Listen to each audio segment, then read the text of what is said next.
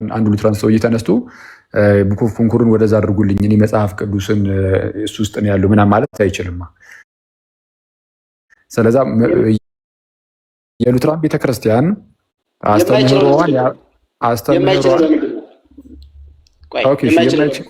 የማይችለውማ ለሉትራን ቤተክርስቲያን መመሪያዋ ቡክ ኦፍ ኮንኮርድ ስለሆነ ከሱ ውጪ ይሆናል። ከሱ ውጪ ከሆነ ሉትራን ይሆናል ምንድነው አይደለም። የማይችለው የእግዚአብሔር ቃል የተብራራበት ነው ብለን ስለምንቀበል ነው። የእግዚአብሔር ቃል ካልተብራራ ከእግዚአብሔር ቃል በተቃራኒ የሚሄድ ከሆነ ማንኛውም ሊቀበለው አይችልም ማለት ነው። ዛሬም ሊስተካከል የሚችል ነው ማለት ነው። አንዴ እሱን እኮ ነው እያልኩ ያለሁት አሁን ግን አንተ ቡክ ኦፍ ኮንኮርድ ትቀበለዋለህ ሙሉ በሙሉ አትቀበለውም? በመጀመሪያ ደረጃ እቀበለዋለሁ። ማልቀበለው ሊኖር ይችላል እያነበብኩ ሲሄድ ማለት ነው። እሺ ቡክ ኦፍ ኮንኮርድን እቀበለዋለሁ አልከኝ። ቡክ ኦፍ ኮንኮርድን የምትቀበለው ከሆነ ተመልከቱ ጋይስ፣ ቡክ ኦፍ ኮንኮርድ ማለት የሉተራኖች አስተምህሯቸውን የገለጹበት መጽሐፍ ነው እና ቡክ ኦፍ ኮንኮርድን ኧረ እኔ እቀበላለሁ አለ። እሺ ቡክ ኦፍ ኮንኮርድን ትቀበላለህ? እንግዲህ የሉተራን አስተምህሮውን የያዘውን መጽሐፍ ማለት ነው። ያ ቡክ ኦፍ ኮንኮርድ ግን ሊሳሳት ይችላል ወይ ስለው የአስተምህሮዋቸውን መጽሐፍ ማለት ነው። ሊሳሳት ይችላል ወይ ስለው አዎ ሊሳሳት ይችላል አለኝ። ማለት የሚሳሳተው የገጽ ቁጥሩ አይደለም የሚሳሳተው ውስጡ የያዘውን አስተምህሮ ነው መቼስ እያወራን ያለ ነው። እሱ ለዙ እንጂ ስለ ገጽ ቁጥር አይደለም። ስለዚህ አስተምህሮ ሊሳሳት የሚችል ከሆነ አሁን ላይ የምትቀበለው አስተምህሮ ሊሳሳት ይችላል ማለት ነው። ይህ በጣም ቀላል እኮ ነው። ታዲያ በምን እርግጠኛ ሆንክ? አሁን ማለት አሁን ያለህበት ቤተ እምነት በምን እርግጠኛ ትሆንበታለህ? ማለት ስህተት ውስጥ ያለ ቢሆንስ? እሺ አሁን ቡክ ኦፍ ኮንኮርድ በራሱ እኮ ወደ መጽሐፍ ቅዱስ ነው ዳይሬክት የሚያደርገው እንጂ በራሴ እኔን ተቀበሉኝ እኔን እመኑኝ የሚል አይደለም። ራሱ ሶላ ስክሪፕቹራ የሚለው የተቀመጠበት ይኸው ለምሳሌ ዲያቆን መኩ ያዘው ጋር 3 ሶላዎች አሉ አይደለም? በእምነት ብቻ በጸጋ ብቻ እና ሶላ ስክሪፕቹራ የሚሉ ማለት ነው። መጽሐፍ ቅዱስ ብቻ 3 ናቸው። መኩ አታውቃቸውም 3 ናቸው። አታውቀውም። ይኸውልህ የመካነ ኢየሱስን አታውቅም። ምንም ያስቀመጡት እዚህ ላይ አስተራይ ምናምን ቆይ 3 ናቸው። 3 ብቻ ናቸው። ሶስት ብቻ ናቸው። መኩ እስቲ እዚህ መጽሐፍ አስተራይ ሶላ ስክሪፕቹራ የሚለውን እስቲ ያብራሩበትን ቦታ እስቲ የቱ ጋር ነው አለ? እኔ አሁን አላስኩትም እንጂ ወደ ፔጅ 10 ምናምን መሰለኝ። እስኪ ካለ አንዱ በምን መልኩ አብራሩት እስቲ ያወጣለትና እስቲ እናንብብለት። ገጽ 10 መጽሐፍ ታገኘ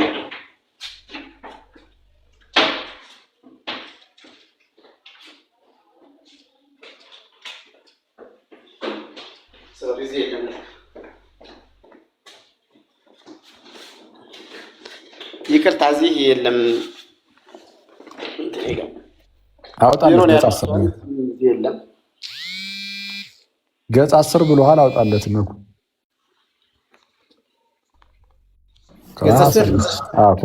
ካሜራን ዞር አድርጋ አሳየው። ካሜራን ዞር አድርጋ አሳየው።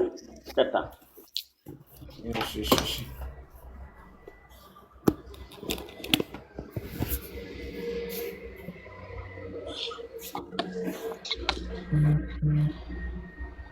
እንዴ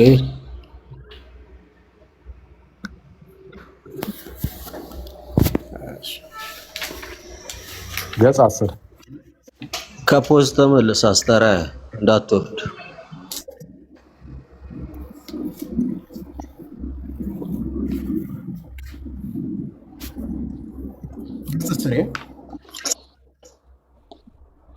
ና ተመለስ። እሺ አሁን ተመልሻለሁ። ይቅርታ ስልክ እየተጠቀምኩ ነበር። እሺ ይኸው ገጽ 10 አሁን ይቅርታ እሱ ላይ አይደለም። ቀጥል። እሺ ስንት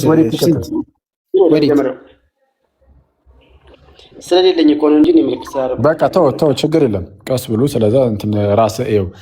እሺ አለ እኮ ሰሊ የለም ምናምን እያልኩ አይደለም። አሁን ዝም ብለህ ራስህ ይኸው ፈትሸው፣ ካገኘኸው ምን እንደሚል ታየዋለህ። ተማሮ መጥቶ መጽሐፍ ቅዱስን ስላነበበ ዝም ብሎ እንደዚህ ሁሉ ነገር ያውቃል ይረዳዋል ማለት ለሁሉም ያውቃል ይረዳዋል ሳይሆን ለሁሉም ሰው ግልጽ ነው ብዬ አላምንም። ስለዚህ ግዴታ ምን ያስፈልጋል? ቸርች ታስፈልጋለች። ይህ ሁሉ ነገር መጽሐፍ ቅዱስ ብቻ የሚለው ቸርችን ለመገንጠል ቸርችን ወደ ጎን ለማድረግ ለመጣል የተደረገ ስራ ስለሆነ መጽሐፍ ቅዱስ ብቻ የሚለውን ትምህርት አልቀበሉም ባጭሩ። እሺ በጣም እንደዚህ ረጅም ማብራሪያ እሺ ይሁን። እኔ ዶግማ የቤተክርስቲያኒቱ ዶግማ ስጠኝ ነበር ያልኩ። ዶግማ ብለህ እንዲህ የተቀነነ ከሌ ከሌ ከሌ ከሌ የሚባሉ ዶግማችን ናቸው፣ ከሌ ደግሞ ቀኖናችን ናቸው የሚል ምንም አይነት እንትን የለም። ለምሳሌ አሁን አንድ ብጠይቅህ ታቦት ዶግማ ነው ወይስ ቀኖና ነው ብልህ በራስ ሀሳብ ነው የምትነግረኝ፣ እንደየሰው ልዩነት ነው። ዶክተር ዘበነን ደግሞ ብጠይቃቸው ኧረ ዶግማችን ነው ይላሉ። እና ይሄ ተሰብስቦ አሳየን። ሌላ ሰው ስላነሳ አሁን ሌላ ሰው ስላነሳ አሳየን። እኔ አሁን መጽሐፍትን እየጠቀስኩ ስለሆነ አንዴ መጽሐፍትን እየጠቀስኩ ነው አሁን ስነግርህ። አንተ ደግሞ ዶክተር ዘበንን ብንጠይቃቸው እንዲህ ይሉናል ነው ያልከው። ካሉ ሂድና አምጣ፣ ከዛና አሳየን። ከዛ እንደዛ ካሉ አይ ታቦት ራሱን ችሉ ዶግማ አይደለም። ታቦት ሲጀመር ታቦት ከንዋያተ ቅዱሳት ውስጥ የሚመደብ እንጂ አስተምህሮ አይደለም፣ ትምህርት አይደለም። ታቦት እኮ ከንዋያተ ቅዱሳት ውስጥ የሚገኝ ነው። ዶግማ ማለት ትምህርት ነው ገና ከጅምሩ። ስለዚህ አሁን አንተ ገና ከጅምሩ ትምህርትና ንዋያተ ቅዱሳትንም እየለየህ አይደለም። ሲቀጥል ግን አሁን ቅድም እንዳልኩ አይደለም ማለት ነው። ታቦት ከንዋያተ ቅዱሳት ውስጥ ነው። እቃ ብቻ ነው ወይ? እቃ ብቻ ነው ብለኝ ምን ማለት ነው? እቃ ብቻ ነው። እቃ ብቻ ማለት ምን ማለት ነው? ንዋያተ ቅዱሳት ማለት ምን ማለት ነው? እኮ ንዋያተ ቅዱሳት አልከኝ እኮ ቅዱሳት ንዋያት ነው እያልኩ ያለሁት አይደል? ስለዚህ አሁን እቃ የሚለውን ቃል ከተጠቀምክም ቅዱስ እቃ ብለህ ተጠቀም። የተለየ እቃ ማለት ነው። እኩስ ቅዱስ የሆነ እቃ የተለየ ማለት ነው ባጭሩ። እኩስ ቅዱስ የሆነ የከበረ እቃ በአንዴ ይቅርታ፣ በሜሮን የሚከብር ስለዚህም ለእግዚአብሔር ችግር የለውም። እኔ እሱን የተለየ የሚለውን እኮ እየተቃወምኩ አይደለም። አንዴ እባክህን አታርቅምን። እንትን የተለየ ነው፣ ትክክል ነው።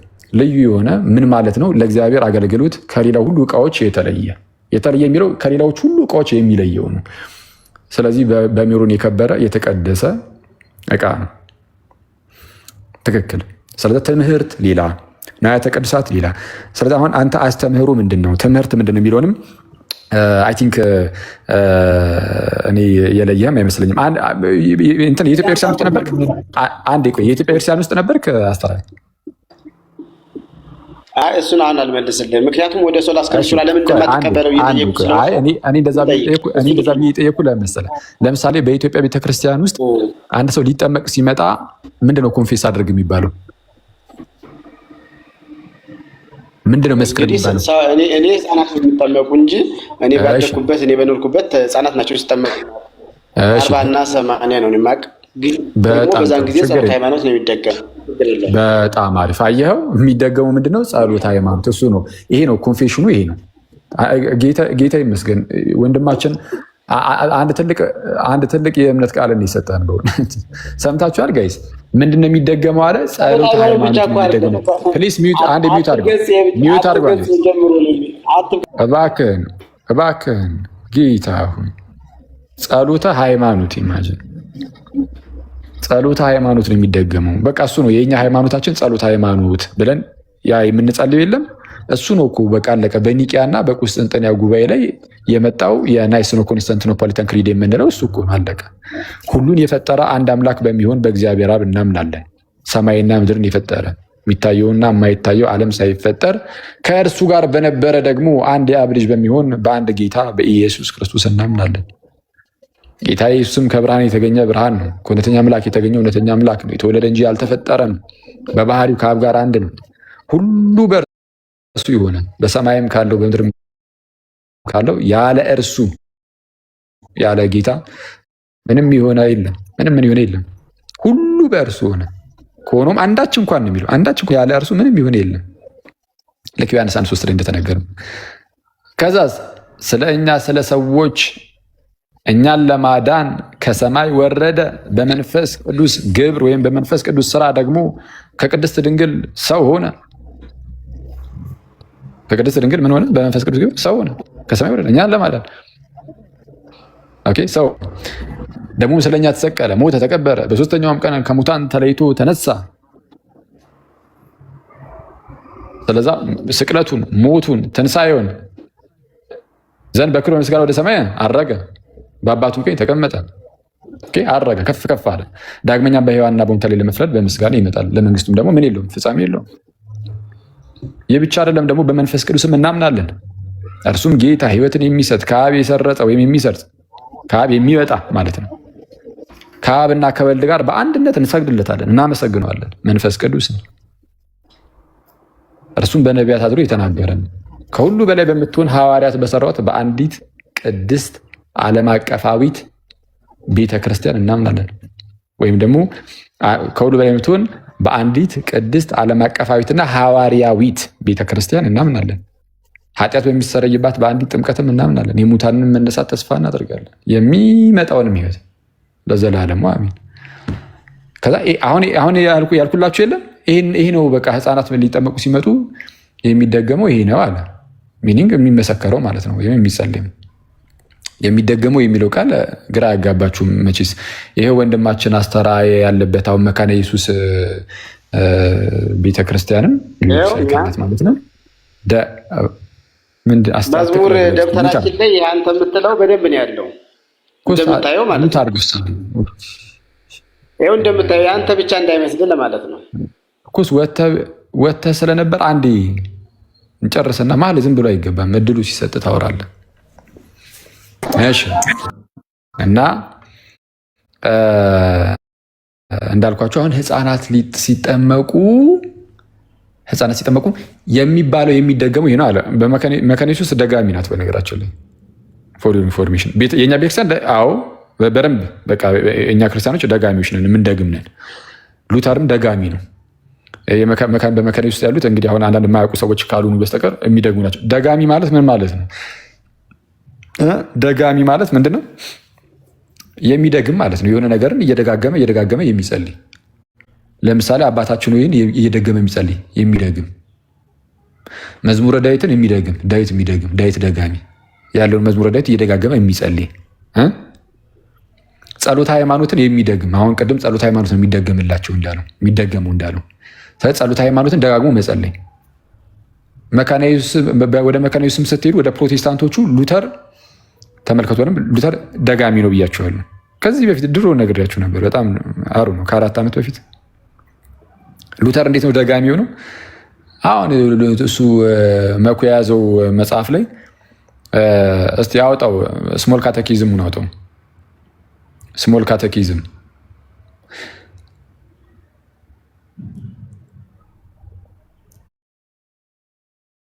የትኛው ነው?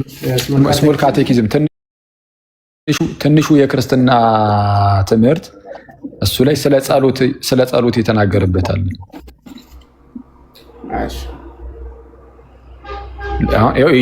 ይሄ እንግዲህ የሉተር ጽሑፍ ነው። እንግዲህ ተመልከቱ።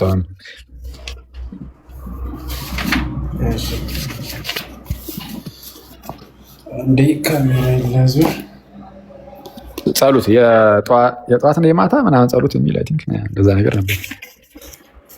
ትንሽ ክርስትና ትምህርት የአርተ መግቢያ ብለው ከዛ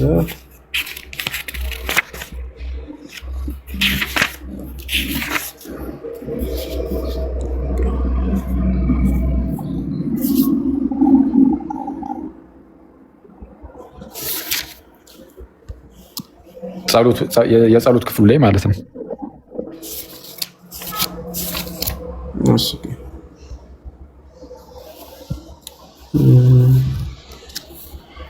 መጀመሪያ ትእዛዝ፣ ሁለተኛው ትእዛዝ። እሺ ይሄ የቀን ጸሎት አለ፣ የጠዋትና የማታ ማለት ነው። ዴይሊ ፕሬየርስ የሚል እዚያ ነው። እሺ ሎርድስ ፕሬየር አይደለም፣ እሱ ስለ ጌታ ጸሎት የተናገረበት ነው። በኋላ ላይ ሂድ፣ አሁንም ሂድ፣ ግለጥ። ከዛ ጸሎት ይላል። ስምህ ይቀደስ። እሺ ትርጉም። እሺ ጸሎት አይደለም፣ እሱ የጌታን ጸሎት አባታችን ሆይ ያብራራበት ነው። ወደዛ ግለጥ። ታው ትክክል ሂድ፣ እለፈው። ቅዱስ ቁርባን ላይ ገብተህ አይደል? እለፈው። እሱ የጠዋት ጸሎት እና ወደ እንግሊዘኛው ሂድ። ማታ ጸሎት ሞርኒንግ ብሌሲንግ። እሺ ኢቭኒንግ፣ የጠዋትና የማታ ጸሎቱ ማለት ነው። እሺ እስቲ እንዴት ጸልዩ ይላል? ኢን ሞርኒንግ ነው የሚለው። አሱናስ ዩ ጌት አውት ኦፍ ቤድ። ቆይ አንዴ፣ ኢን ሞርኒንግ አሱናስ ዩ ጌት አውት ኦፍ ቤድ። እሺ ትንሽ ወደዛ አድርጓ። እሺ ዩ አር ቱ ሜክ ዘ ሳይን ኦፍ ዘ ሆሊ ክሮስ። አሁን ይኸው በጠዋቱ ይላል። በጠዋቱ እንደተነሳችሁ ከመኝታችሁ ላይ አሱናስ ዩ ጌት አውት ኦፍ ቤድ ምን አድርጉ ይላል? ሂድ አንዴ ወደዛ አድርግ እና አንዴ ወደዚህ። እሺ ዩ ቱ ሜክ ዘ ሳይን ኦፍ ዘ ሆሊ ክሮስ፣ የቅዱስ መስቀልን ምልክት ታደርጋላችሁ።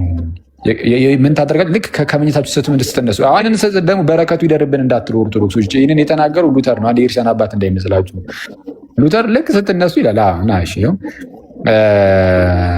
በማለዳ ከመኝታ እንደተነሳ በቅዱስ መስቀሉ ምልክት በማማተብ እንደዚህ ስላለ ይልና፣ እሺ አንዴ፣ እሺ እግዚአብሔር አብ ወልድ መንፈስ ቅዱስ ጠብቀኝ፣ አሜን። አንዴ ከዚያም በመንበርከክ ወይም በመቆም የሐዋርያትን የእምነት መግለጫ ጸልይ ይላል። አሁን ወደ እንግሊዝኛው ሂድ። እንግሊዝኛው ላይ ሂድ ያልኩ ምክንያት አሁን ላሳይ ነው። አሁን እንደዚህ በሌለና ቆይ አንዴ፣ ጋድ ፋዘር ሰን ኢን ሆሊ ስፒሪት ዋች ኦቨር ሚ፣ ጠብቀኝ። እሺ ከዛን አሜን ይልና ደን ከላይ ደን ኒሊንግ ኦር ስታንዲንግ ይላል አይደለም? እሺ ተንበርከከ ወይም ደግሞ በመቆም ሴድ የአፖስትልስ ክሪድ። አፖስትልስ ክሪድ ማለት የሐዋርያት እምነት መግለጫ የሚሉትን እሱን ጸልይ። እሺ ዋናው ቡክ ኦፍ ኮንኮርድ ላይ ግን ያለው ምን እንደሚል ላሳያችሁ። ቆይ ላውጣልህ። ሴ አይደለም የሚለው ኢቨን። እስቲ ቆይ አንዴ፣ ቆይ እዚህ ላይም ግን ልይልህ አንዴ። ቆይ እሺ እንደዚህ እስቲ የኢቭኒንጉ ላይ ሂድ እስቲ።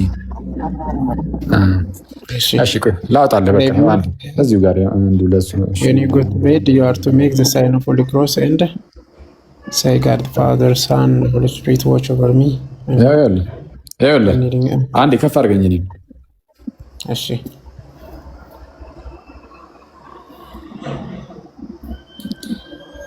እሺ ቡክ ኦፍ ኮንኮርድ የታለ? እሺ ይሄ ቡክ ኦፍ ኮንኮርድ የራሳቸው ነው። ቡክ ኦፍ ኮንኮርድ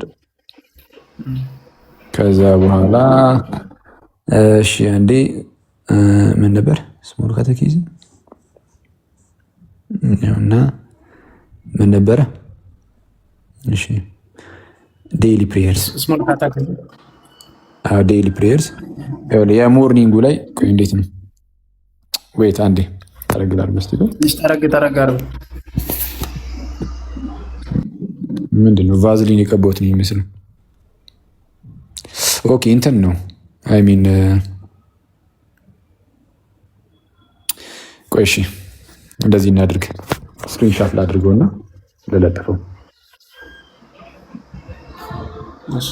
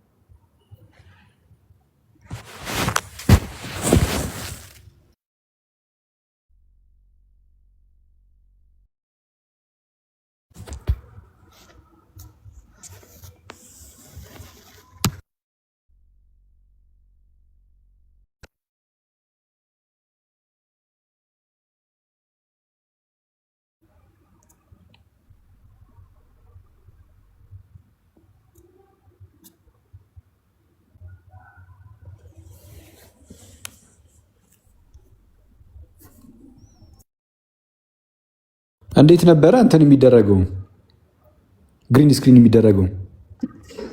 ቪዲዮ ክፈት መጀመሪያ። እሺ ልክ ስትከፍት ከስር ይመጣል።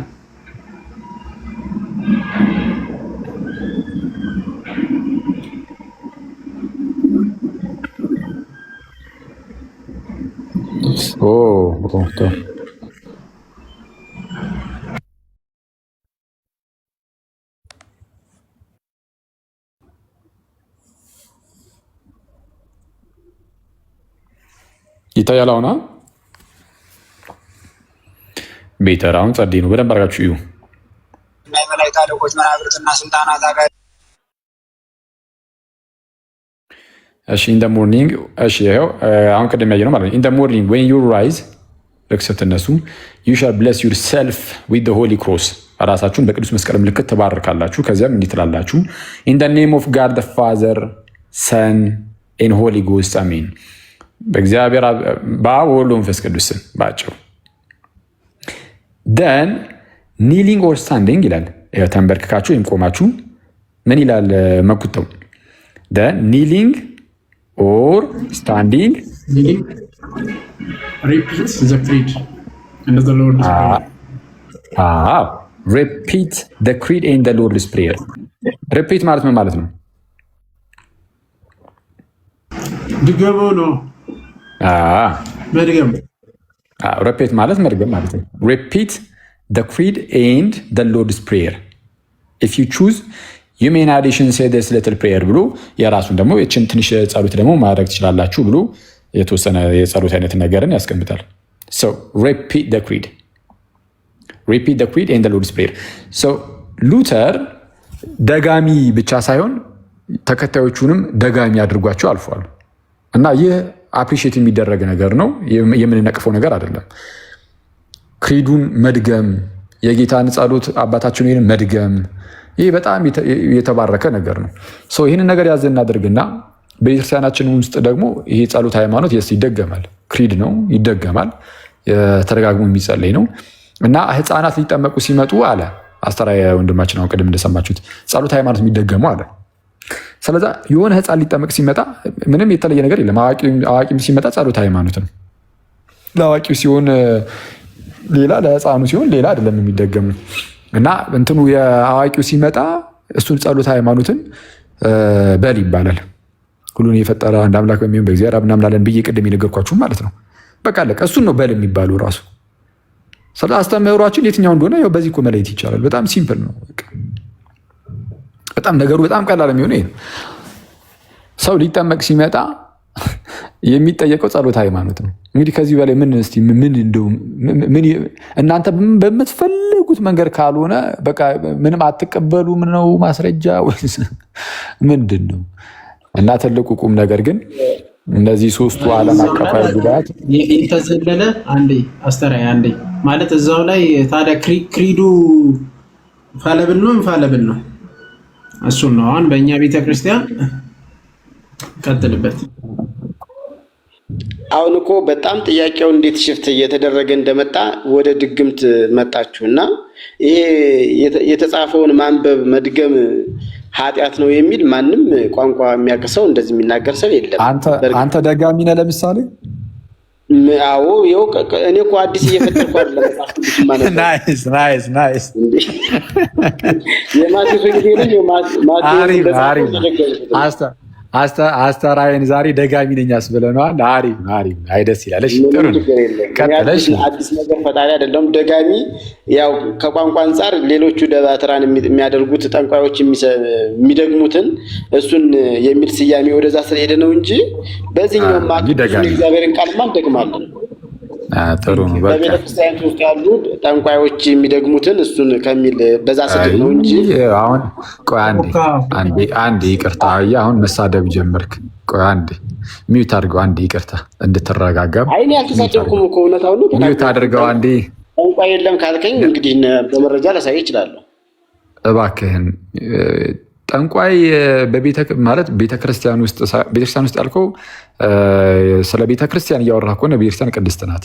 እንግዲህ አንተ የክርስቶስ ጠላትም ስለሆንክ የክርስቶስን ሙሽራ የክርስቶስን ቤተክርስቲያንን ጠንቋይ ምናምን የሚል ነገር ልለጥፍባት ትሞክራለህ።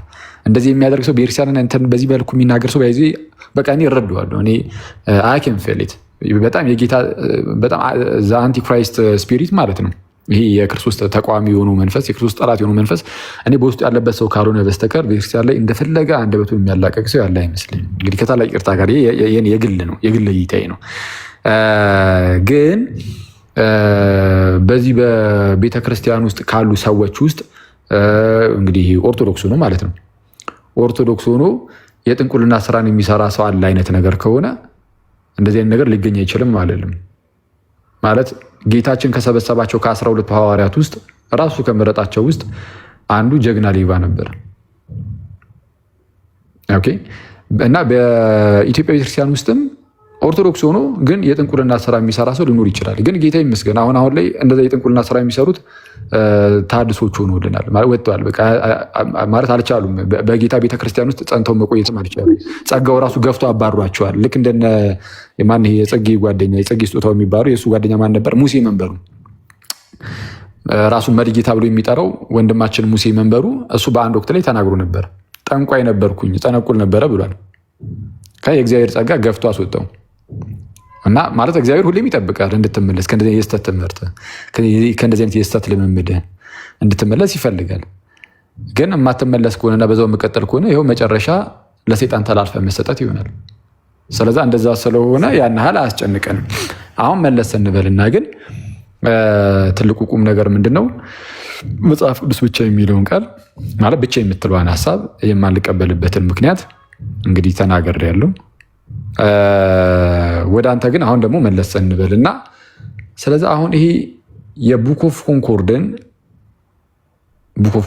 ሊሳሳት የሚችል ከሆነ ስለዚህ አስተምህሮ በእርግጠኝነት ሊሳሳት እንደማይችል በምን ታውቃለህ? ማለት ተሳስተ ቢሆንስ? አሁን አንተ ራስህ ለምሳሌ ስለ ቅዱስ ቁርባን ያለህ እምነት ተሳስተ ቢሆንስ? ምናልባትም ጴንጤዎቹ ትክክል ሆነው አንተ ተሳስተ ቢሆንስ በምን ታውቃለህ? እንግዲህ አኬ በጣም እስካሁን የጠየቁን ጥያቄዎች በጭራሽ ምንም አልመለስካቸውም። እውነት ለመናገር ከታች ያለው ይታዘባል። እሱን ተወዋለሁ። ሳልመልስ ቀርቼ ሳይሆን አንተ የምጠብቀውን መልስ አይደለም ያገኘው። መመለስ ባለበት መልኩ ነው የተመለሰው። እሱ ነው አሁን አስቸጋሪ የሆነብህ። መልሱ ተመልሷል፣ ግን በቃ እንዳይመለስ ነው የምትፈልገው፣ ወይም ደግሞ አንተ የምጠብቀው የሆነ መልስ ነበረ። እሱ ከእሱ ጋር ማች ሊያደርግልህ አልቻለም። አይተዋል። አንተ ጥያቄን ትጠይቃለህ። ጥያቄው ከአንተ ነው፣ መልሱ ግን ከኔ ነው። መልሱ ከኔ ከሆነ የምመልሰው አንተ እንደምትፈልገው ሳይሆን እኔ ማለት መመለስ ባለበት መልኩ እንደኔ ነው የምመልስልህ፣ እንደ ቤተክርስቲያን ነው የምመልስልህ። እንዳንተ የሚሆነው ጥያቄው ነው እንጂ ምላሹ አይደለም። እና ምላሹ እንዳንተው እንዲሆን አትጠብቅም። ኦኬ። ስለዚህ አሁን የጠየኩህን መልስልኝ። በምንድን ነው የምታውቀው? አሁን የቅዱስ ቁርባን ትምህርት የጴንጤዎቹ ትክክል ሆነው አንተ ተሳስተህ ቢሆንስ በምን ታውቃለህ? ይቅርታ አኬ፣ አንዴ እንድትነግርልኝ ለሞዴሬተሮችም እኔ ራሴ የሚወት አደርጋለሁ። አኬ ሲናገር ይናገራለሁ። አንዴ ሚውት አድርግ ቆይ ስንልህ እያደረግክ ስላልሆነ ለዛ ነው የሚሆነው። ራስህ ሚውት አድርግ። አኬ ከኔ ጋር እያወራ እንደ ውርደት አድርጋችሁ ከታች የምትጽፉ ደግሞ ምንም ለእኔ ክብሬ ክርስቶስ ነው እና አኬም እንደሱ ይመስለኛል። መቼም ስግደት የሚፈልግ አይመስለኝም። አኬ ከእናንተ ክብር የሚፈልግ አይመስለኝም። እንደሱ አታድርጉ እና ደግሞ አታድርጉ። ኦኬ፣ ከእነሱ ጋር ሆኖ ይጻፍ። አይ ቆይ ይመልስና ኦልሬዲ ቆይ ተው በቃ ቆይ አይ አፍጠሩ ልንትን ነው። ቆይ አንዴ ተው በቃ እንትን ከሆነ ጭቅጭቅ ከሆነ ምንም አንታነጽበትም። እውነቱን ለመናገር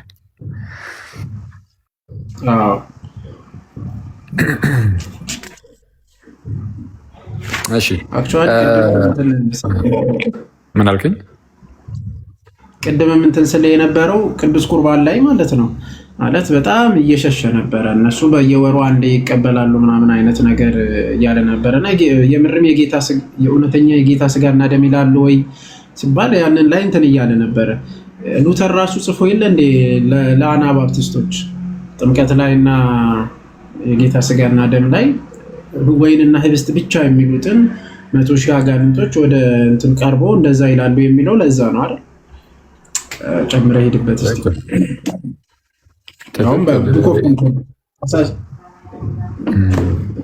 ትክክል። ራሱ ሉተርም ተቃውሞ አልፏል።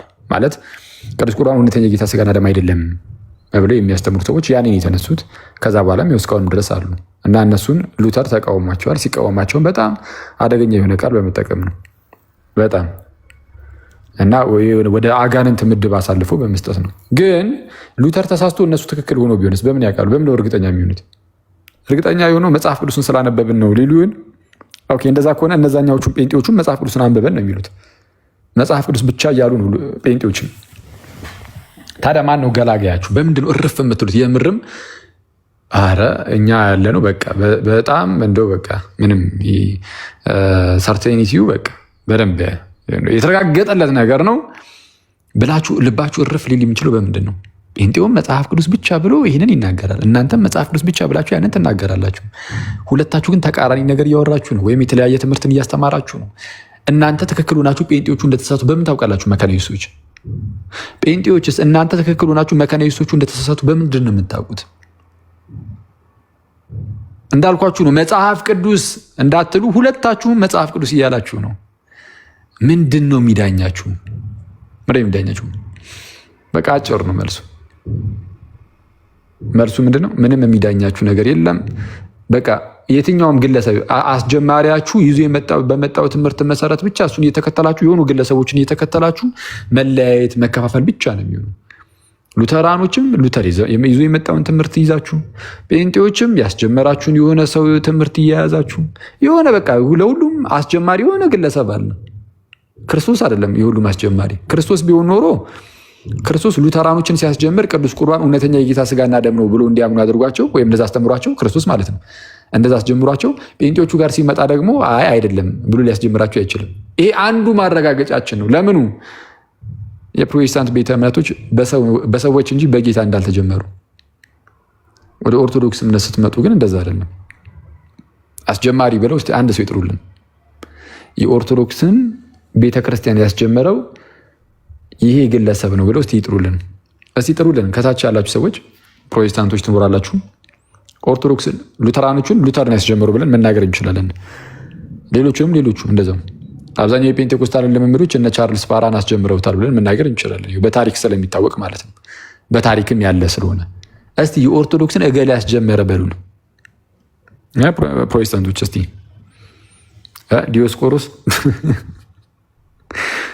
ዲዮስቆሮስ ኦርቶዶክስን አስጀመረ የሚል እስቲ አንድ ማስረጃ አንድ ዲዮስቆሮስ ራሱ ገና ከጀመሩ ያለች ቤተክርስቲያን ውስጥ የነበረ ሰው ነው ወይስ ቤተክርስቲያንን እንደ አዲስ የጀመረ? ይህንን ለማወቅ በዚህ መልኩ ነው የምትመልሱት። ስሙ በደንብ። ዲዮስቆሮስ በተነሳበት ጊዜ እሱ ራሱ የሆነች ቤተክርስቲያንን አስጀመረ ወይስ ባለች ቤተክርስቲያን ውስጥ የነበረ ነው? ባለች ቤተክርስቲያን ውስጥ የነበረ ነው። ከማን ቀጥሎ የመጣ ነው? ከነ ቅዱስ ቄርሎስ። ቄርሎስ ማለት በዓለም አቀፋዊ የኤፌሶን ጉባኤ ላይ የነበረ ሂሮ ማለት ነው። እሱ ነው ቄርሎስ ነው ሂሮ የኤፌሶን ጉባኤ። እሱን ተክቶ የመጣ ነው ዲዮስቆሮስ። ስለዛ በአሌክዛንድሪያ ቤተክርስቲያን ውስጥ የነበረ ሰው ነው። ስለዛ የአሌክዛንድሪያ ቤተክርስቲያን ዲዮስቆሮስ ከመነሳቱ በፊትም ነበረች። እዛ ውስጥ ነው ተሹሞ ሲያገለግል የነበረው ዲዮስቆሮስ። ማን ያስጀመራት ታዲያችን ቤተክርስቲያን? እስቲ ያሳዩን። ቤተክርስቲያንን እንደ ቤተክርስቲያን የኦርቶዶክስ ቤተክርስቲያንን የሆነ ግለሰብ አስጀምሯታል ካላችሁ ስጡን ማስረጃ። ሂስቶሪክሊ የፕሮቴስታንቶቹ ሁሉም በቃ የሆነ ግለሰብ ጠራላቸዋል። የፕሮቴስታንቶቹን ብቻ አይደለም የተለያዩ ከጥንትም የነበሩ መናፍቃንን የሆነ ግለሰብ ትጠራላቸዋል። እና ቅዱስ አትናቴዎስ ይሄ ነበር ምጉቱ። በነገራችን ላይ ኮንትራሪያኑስ ላይ የሚያቀርበው ሙግት ይሄ ነው።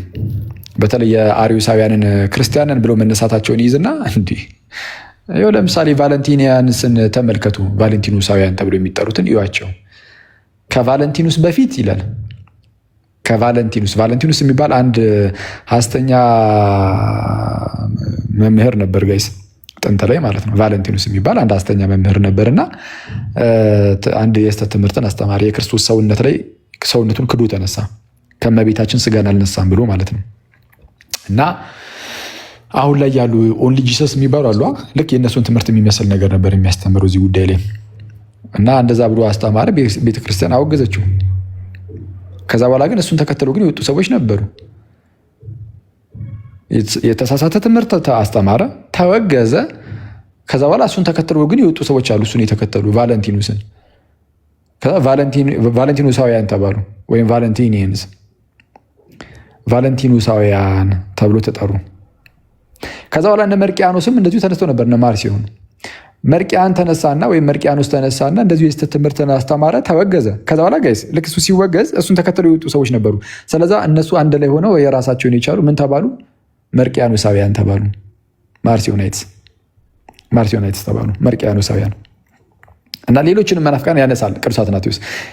እና ቅዱስ አትናቴዎስ ሐዋርያዊ ይህንን ያነሳና ምን ይላል?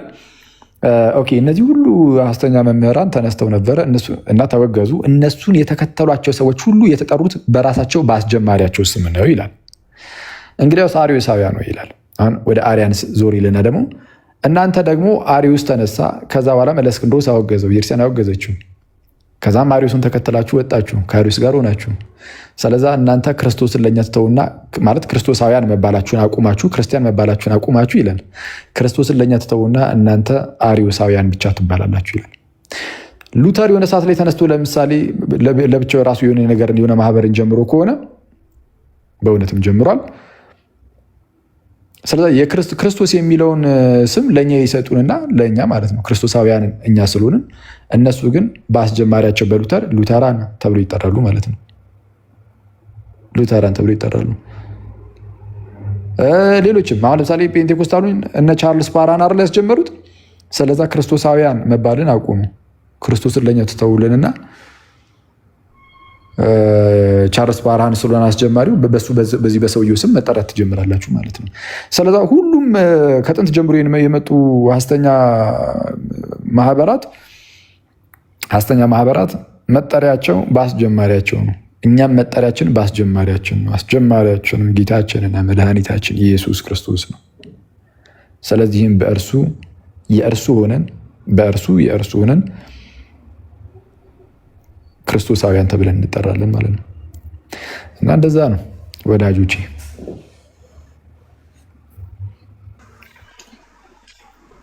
ቃሉት ያሰማልን። አኪዮስ ይሄ ነው መሰረታቸው ነው የሚወስነው አይደል? የቆሙበት መሰረት። አሁን እኮ በነገራችን ላይ እኛ አይደለንም በራሳቸው እነሱ ራሳቸው ማለት ነው መግለጫ እያወጡ ነው። በግልጽ እርስ በርስ እንትን እያደረጉ ነው። እንደኛ አፖስትል የሚባል የለንም ይላል። ሐዋርያ ነቢያት ምናምን የለም። በቃ እንደዚህ አይነት ነገር ቆሟል። ስለዚህ ኦል እዚህ አሁን ላይ ያሉት ምንድናቸው? ራሳቸው እንደዛ ብሎ የሚጠሩት ፌክ ናቸው። እንደዚህ አይነት የለም ነው መካነ ኢየሱስ እያለች ያለችው በግልጽ ማለት ነው። ሌሎችም እንደዛ ቃለ ሕይወትም እያለችም ይሄንን ነው። እና እነሱም ደግሞ መግለጫ እያወጡ ነው ይመስለኛል ሁለቱም። ምን እያልናችሁ ነው? እውነተኛይቱ የጌታ ቤተክርስቲያን ተመለሱ። ምን ላይ የተመሰረተች ሮክ ወይም ደግሞ አለት ላይ የተመሰረተች ያቺ ቤተክርስቲያን እውነተኛይቱ ጌታ ቤተክርስቲያን ተመለሱ። ሳታውቋት የወጣችሁ በተለይ ሳታጠኑ የወጣችሁ ሳትማሩ የወጣችሁ በጣም ማአት አለ። በጣም ብዙ ማለት ነው። እንዲያው ዝም ብሎ እንትን እያላችሁ የወጣችሁ ተሳስታችሁ እና ጌታ እግዚአብሔር ይርዳችሁ ወደዚች ቤተክርስቲያን ለመመለስ። ዲያቆን እንዴት አሉ? ሰላም ይበሉ። ዘኪ እግዚአብሔር ይመስገን። ሰላም ለሁላችሁ ምን ብያለሁ። ሰላም። ይሄ ዲያቆን የሚለው ነገር ወደ ዌተር ተቀይሯልና ምግብ ምናምን እያስተናገድኩ ስለሆነ በዚህም አጋጣሚ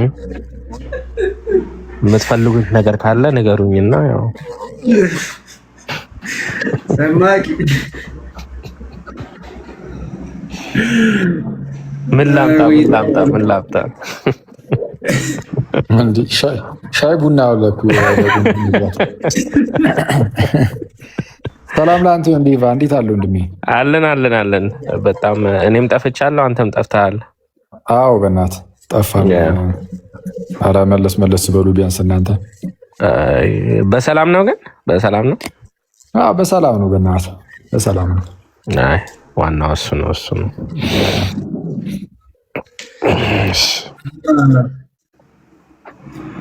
የእሱ የዚህ እናንተናማ ዘሪሽ ነገርማ ምንድን ነው? እሱ እኮ ሆዲፍ ጆ ተብሎ ነው ምንድን ነው ዝም የተባለው? You know what the problem is? It's personal. That's the issue. አሁን ትምህርት ላይ ፎከስ ስላላደረገ ነው እንጂ he's just like kind of mad and angry. እና ወንጌል ደግሞ በዛ አይሆንም honestly. It's so clear, like he's just offended, you know. No, I don't know. From the way he speak እሱን መረዳት ይቻላል። በተለይ ይሄ ሐዋርያ 6 ላይ ያለውን ከ11 ጋር ማገናኘቱ እኔ ሌላው ነገር I can try to, you know, ከዚህ አንግል አይቶት ነው ምናምን ማለት እችላለሁ ግን at that point you start to see like you're pretty desperate.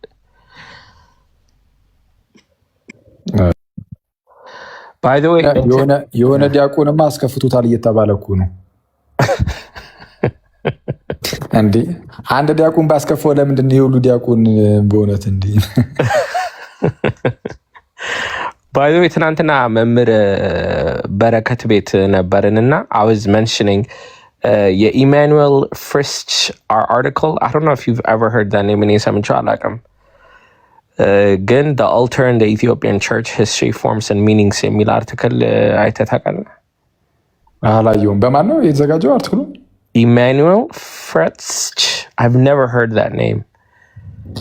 የሆነ አንድ በዚህ ስም የማውቀው የመጽሐፍ ቅዱስ ቀኑና የኢትዮጵያ መጽሐፍ ቅዱስ ቀኑና ላይ አንድ የሆነ የጻፈ ሰው ነበረ በፊት ላይ ምናልባት እሱ ከሆነ እንጃ። እሺ ምን አይነት ነገር ተዳ? No, it was really good. I found it very helpful እና አንደኛ መጽሐፈ ሲኖዶስ ላይ ታብሌት አልተር እንዲዘጋጅ እንደተጻፈ እና በድሮ ጊዜ ኢሙቨብል እና ሙቨብል አልተሮች ከግብጽ ጀምሮ እንደነበረ I didn't know this. ለኔ አዲስ ትምህርት ነበርና ኢትዮጵያ ውስጥም ከአክሱም ጊዜ ጀምሮ ኢሙቨብል አልተር አሁን እንግዲህ ታቦት ላይ አይደለ የቅዱሳን መታሰቢያ የሚጻፈው እና መንበር የምንለው እንግዲህ መንበሩ ላይ ነው ታቦቱ የሚቀመጠውና ግን ኢሙቨብል አልተር ስለነበረ ሌላ ነገር እዛ ላይ አይጨመርም ነበር ማለት ነው እና ሁለቱ አብረው እንደነበሩ ከዛግዌ ጊዜ ጀምሮ ደግሞ ግብፃውያን የተለያዩ ቅዱሳን መታሰቢያ እንዲኖራቸው ብሎ ወደ ሙቨብል አልተር እኛ እንግዲህ ታቦት የምንለው ማለት ነው ወደዛ kind of focus ሲያደርጉ ያ ፕራክቲስ ወደ ኢትዮጵያም እንደመጣ again backed up with archaeology evidence ማለት ነው የሚያሳይ article ነው እና I found it very very helpful, like very helpful. ኦኬ ስለዛ በጣም አሪፍ። ስለዛ ኢሙቨብል የሆነ አልታር የምንጠቀምበት ጊዜም ነበረ ማለት ነው። ሁለቱም ነበሩ ግን ከዛ በኋላ በተለይ አንድ ቤተክርስቲያን ነው ግን ባይዘው ኤክስፔክተር ነው በነገራችን ላይ ምንም እኮ ይሄ ኢቨን እኔ ታቦት በሚለው ቃል ቀጥታ ይሄ ስያሜው ማለት ነው እኔ እንደው እሱን ራሱ ባጠና በጣም ደስ ይለኛል። ታቦት በሚል ስያሜ ራሱ መጠራት የጀመረው መቼ እንደሆነ ከመቼ ዘመን ጀምሮ እንደሆነ ባየው በጣም ደስ ይለኛል።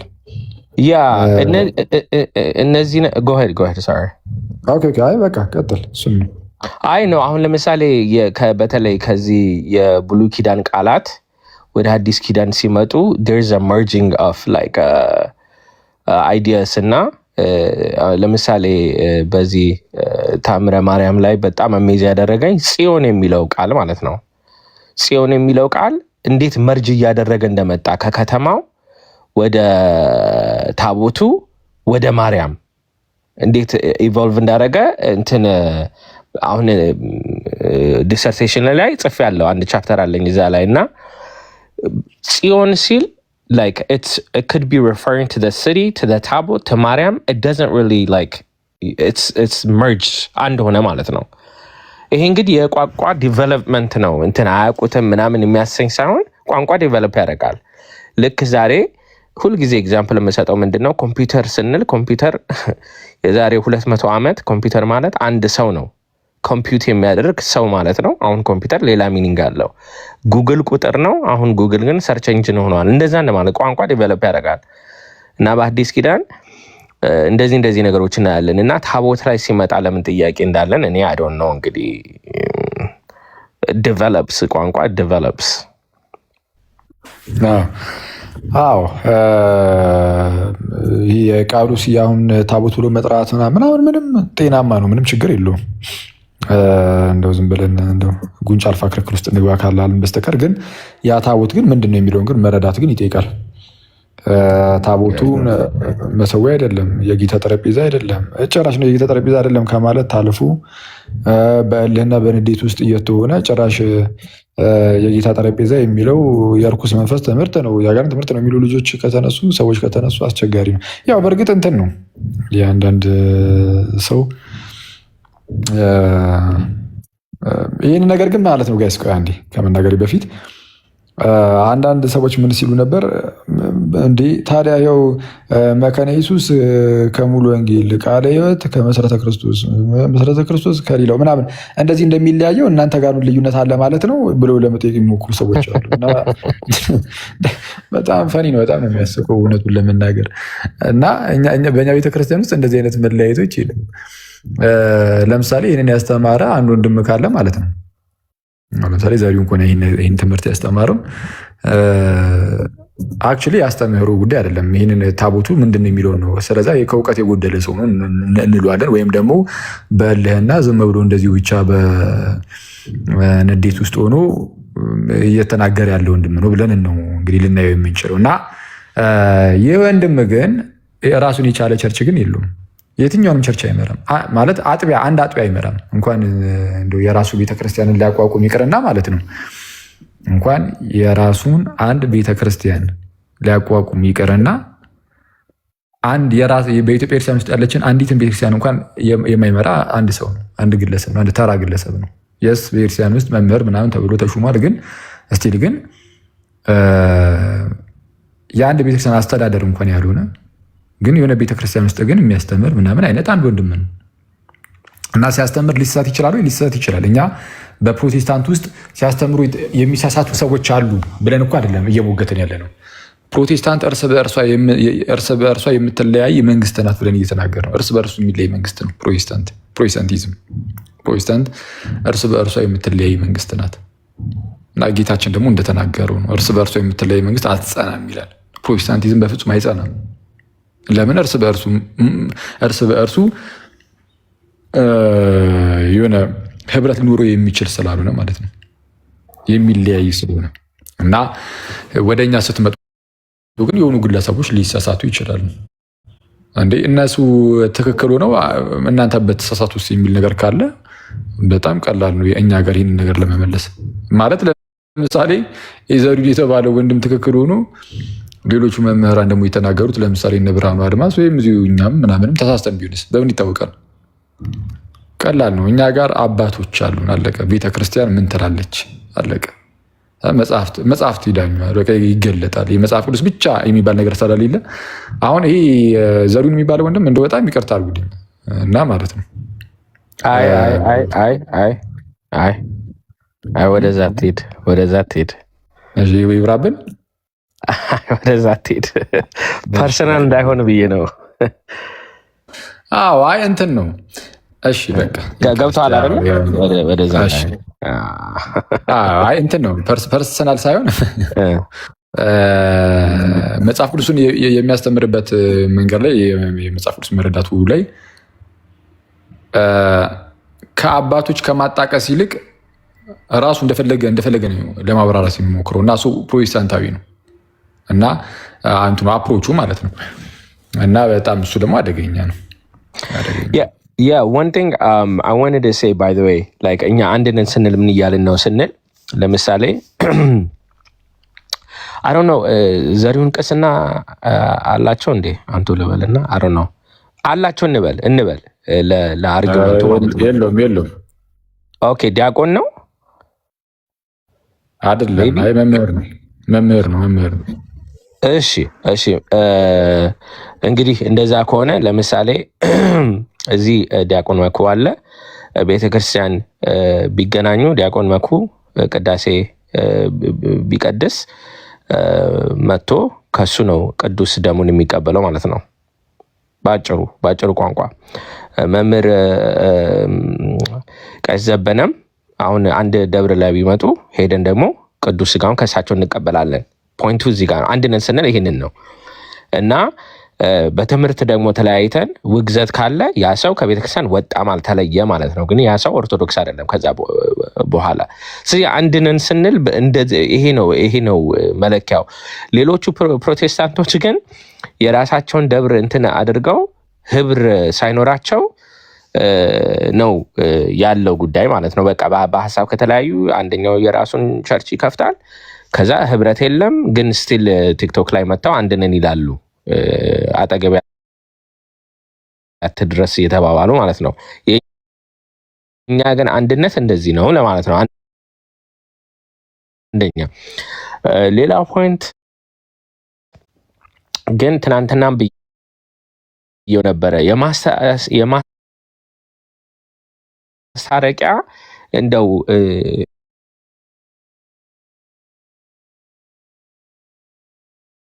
የኛ ቤተክርስቲያን አንድምታ ስለሆነ እኔ ሰጀስት የማደርገው this is my proposal, my own proposal የብሉይ ኪዳንና የሐዲስ ኪዳን ታቦት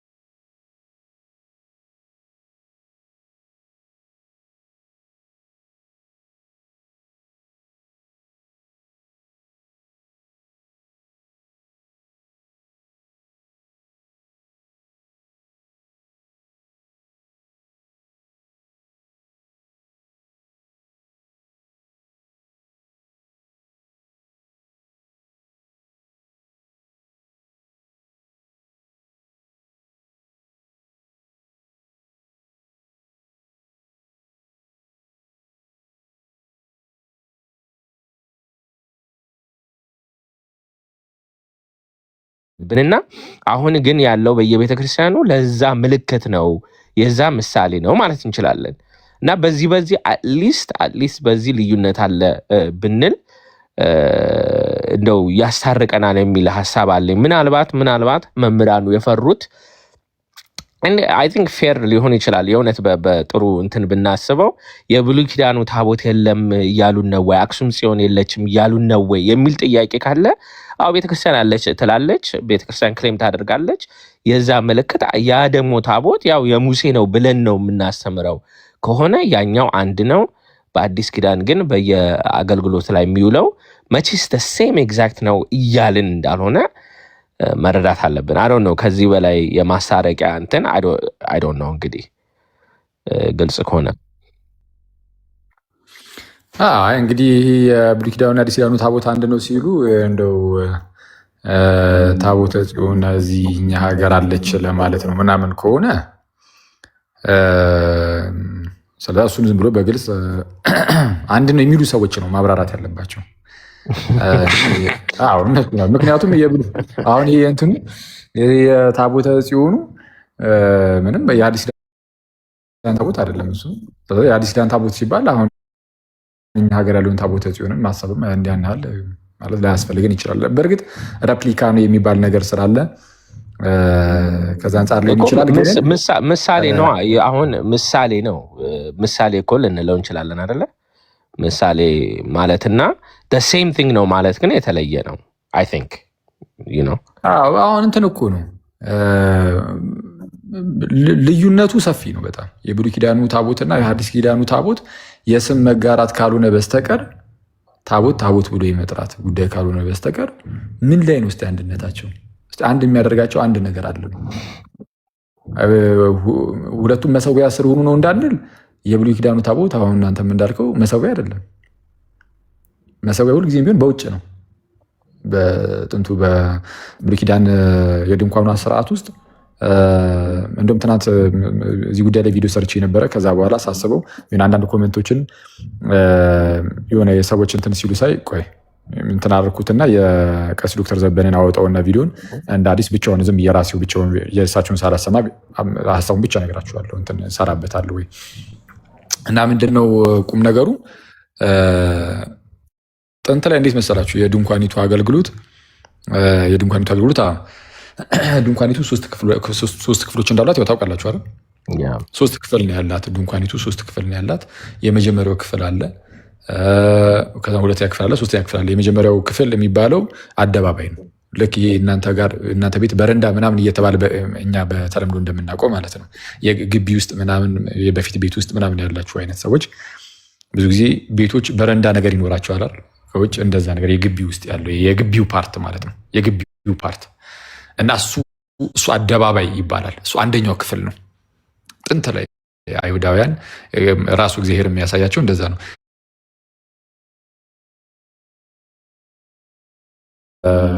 ጥሩ ነው ቢኖረኛ ጋር ማለት ነው። ደስ ይለናል እና ይኖራል አለ ብለን እናምናለን። እሰየው። እሱ እንዳለ ሆኖ ግን መለስ ብለን ግን እዚህ የሐዲስ ኪዳኑን ታቦትና የብሉይ ኪዳኑን ታቦት እናመሳሰል ግን ነው እያልኩ ያሉት የይዘትም የአሰራርም ምናምንም በቃ ምንም አይገናኝ። በጣም ልዩነት ይኖረዋል። የሐዲስ ኪዳኑ ታቦት እንዴት መሰራት እንዳለበት ምናምን ኬት ነው የምናገኘው ምናምን የሚል ነገር አለ። እሱ በቃ ልክ እንደ ብሉይ ኪዳኑ ታቦት ስላልሆነ ራሱ እግዚአብሔር እንደዚህ አድርጋችሁ በዛ የዚህን ያህል ሜትር ቆርጣችሁ የዚህን ያህል እንደዚህ አድርጋችሁ ምናምን ከእንደዚህ አይነት እንጨት አድርጋችሁ በወርቅ ለበጣችሁ ምናምን እያለ እንደዚህ አይነት ትእዛዝን አይሰጥም እግዚአብሔር። ይሄ እኮ የብሉይ ኪዳን ታቦት አይደለም፣ የሐዲስ ኪዳን ነው እየተባልክ ነው። የሐዲስ ኪዳን ታቦት ስለሆነ አሰራሩን ራሷ ቤተክርስቲያን ይህንን ልትወስን ትችላለች። የተለያዩ አብያተ ክርስቲያናት በተለያየ መልኩ ሊሰሩት ይችላሉ። ይህን የጌታ ጠረጴዛ ወደኛ ስትመጡ ሰማው ለየት ባለ መልኩ ሊሰራ ይችላል። ጤናማ ነው፣ ምንም ችግር የለም። ይህ የመሰዊያው አሰራር ነው። ከዛ ውጭ ግን እንዳልኳችሁ አገልግሎቱ እንኳን ማለት ነው የተለያየ ነው። የሐዲስ ኪዳኑ ታቦት መሰዊያ ነው። የብሉይ ኪዳኑ ታቦት ግን መሰዊያም አይደለም። ገና ከጀምሩ ቅድም እንዳልኳችሁ የድንኳኑ 3 ክፍሎች ይኖሩትና የውጨኛው ክፍል አደባባይ ነው።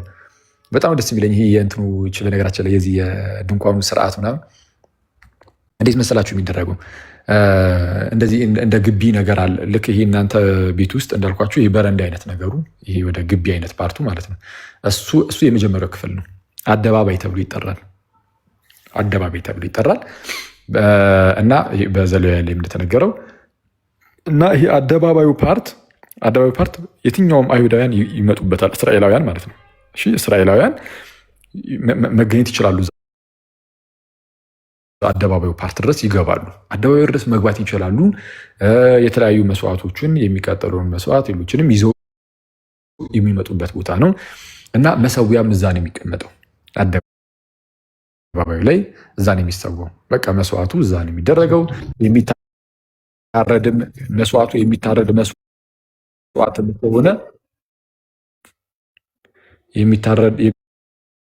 መስዋዕትም ከሆነ ከዚህ በመሰዊያው በሰሜን በኩል አድርጎ ካህኑ ይሰዋዋል። መሰዊያው በስተሰሜን በኩል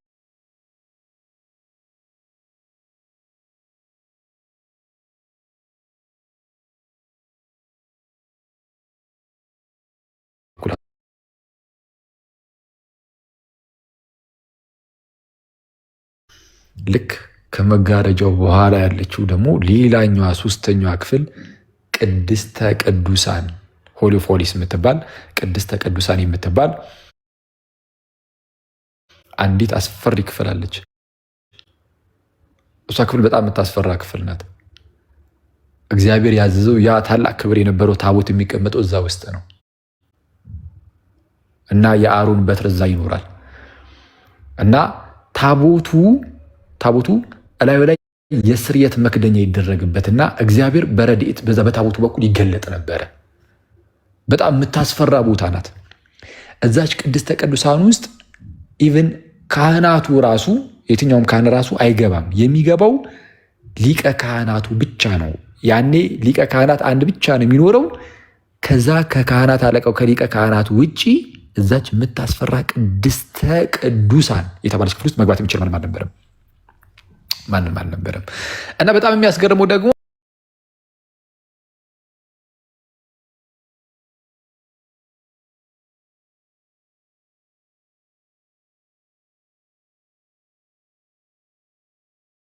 የሚባል ቀን አለ። የስርየት ቀን። የስርየት ቀን የሚባለው ቀን በቃ በዓመት አንዴ የካህናት አለቃው ማለት ነው ስለ ራሱ ኃጢአት ብሎም ስለ ሕዝቡ ኃጢአት የሚሆን ማስተሰሪያን ያደርግና ይታረዳል። ወይ 2 ፍየሎች ይቀርቡና አንዱን ስኬፕጎት አድርገው ወደ በረሃ ይሸኛል። ምንድነው አንዱኛው ደግሞ ይሰዋል። ከዛ በኋላ ደሙን ይዞ ይገባል። ስለዛ ያ ሊቀ ካህናት በዓመት አንዴ ብቻ ነው መግባት የሚችለው አላልኳችሁም? እንደውም በአንዳንድ የአይሁዳውያን መጽሐፍት እንደውም የምናገኘው አንድ ነገር አለ። ሲገባ ሊቀ ካህናቱ ማለት ነው እላዩ ላይ የሆነ እንደ ገመድ ነገር ታስሮበት ነው ራሱ የሚገባው ወደ ቅድስተ ቅዱሳን ሲገባ። እንግዲህ ከአይሁዳውያን ትውፊት እንደምናየው ገመድ ይታሰርበታል እላዩ ላይ። ከዛ በኋላ ይገባል። ለምንድን የሚታሰርበት መሰላችሁ?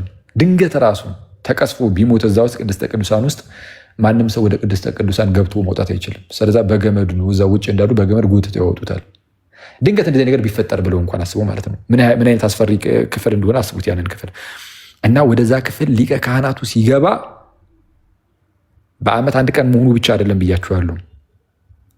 ባዶ እጁን መግባት አይችልም። ግዴታ ምን ይዞ ይገባል? ደም ይዞ ይገባል።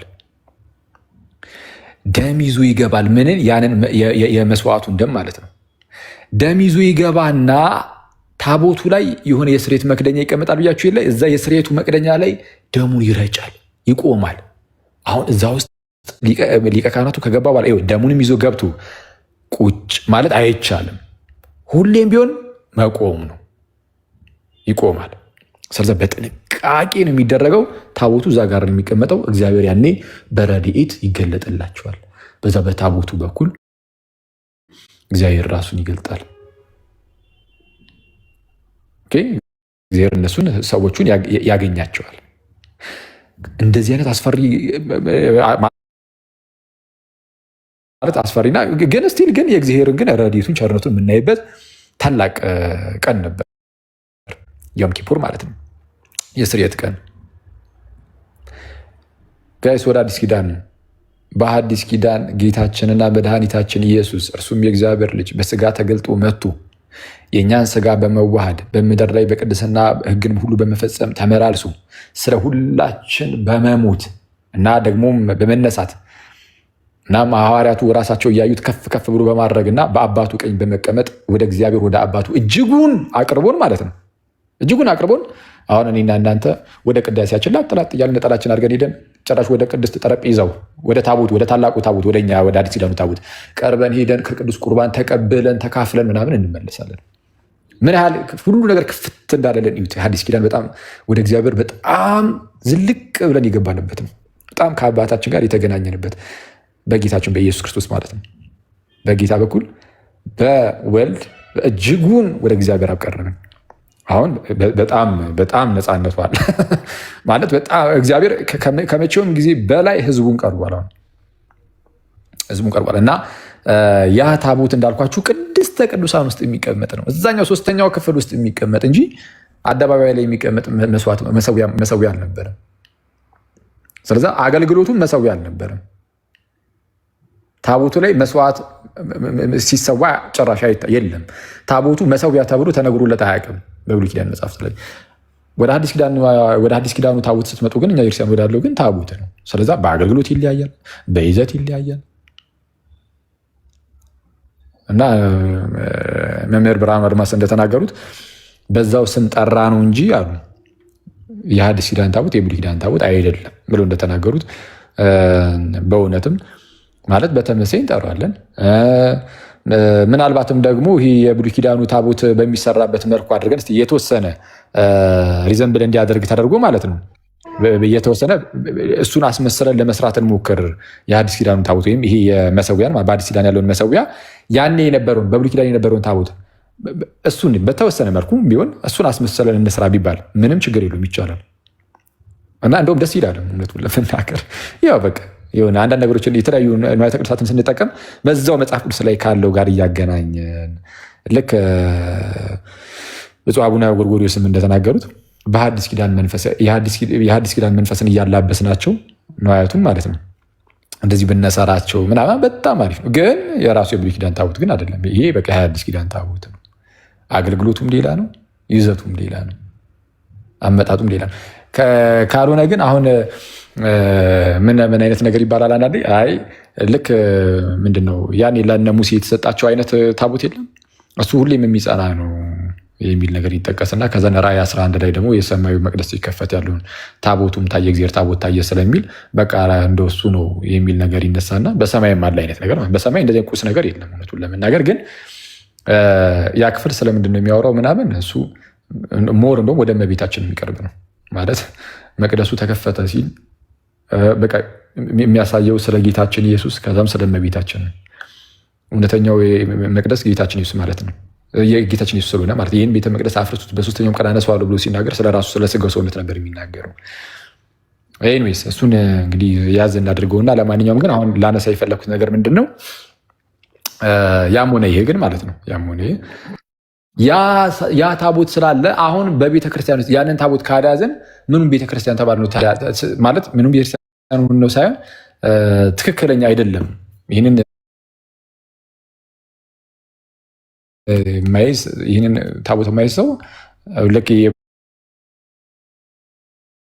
ኪዳኑ ታቦት ማለት ማይዝ ትክክለኛ አይደለም አይነት የሚመስል ነገር አሁን ሲነገር ሰምቼ ነበር።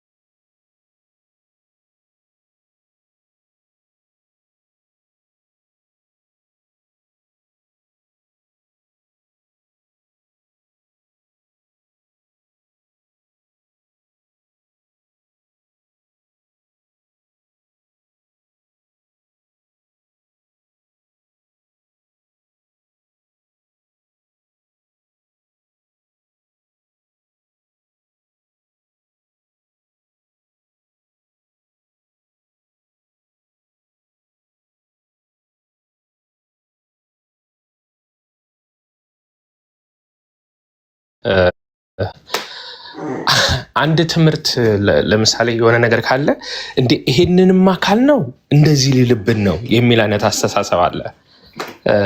ሀሳብን ካገኛችሁት ማለት ነው እና ለምሳሌ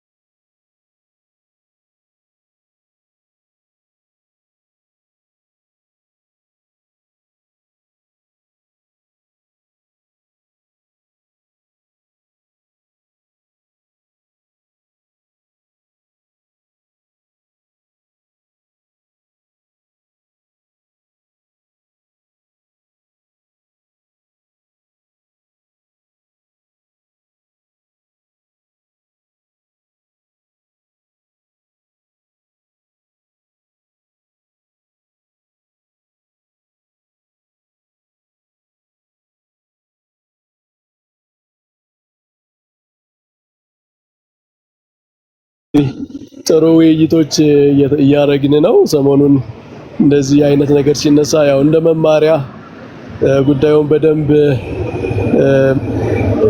መነጋገሪያ የማወቂያ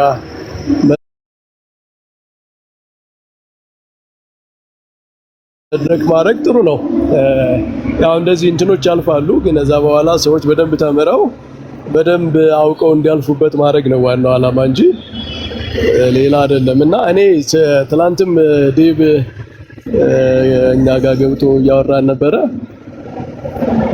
የብሉይ ኪዳንና የአዲስ ኪዳን ታቦት ብቻ ሳይሆን ማንኛውም ነገር የብሉይ ኪዳንና የአዲስ ኪዳን ስንል ኮንቲኒዩቲም አለ ዲስኮንቲኒዩቲም አለ።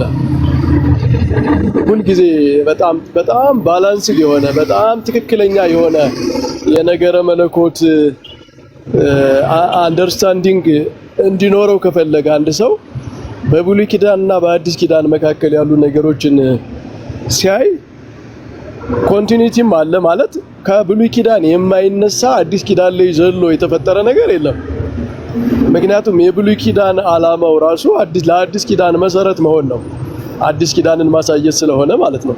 ስለዚህ ሁሉም ነገር መነሻው ብሉይ ኪዳን ነው። ከብሉይ ኪዳን ያልተንደረደረ አዲስ ኪዳን ላይ ደርሶ ብቅ ያለ ነገር የለም ማለት ነው።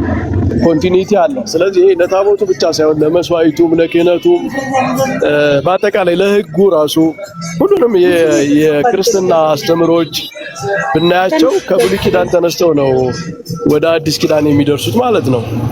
ኮንቲኒቲ አለ ማለት ነው።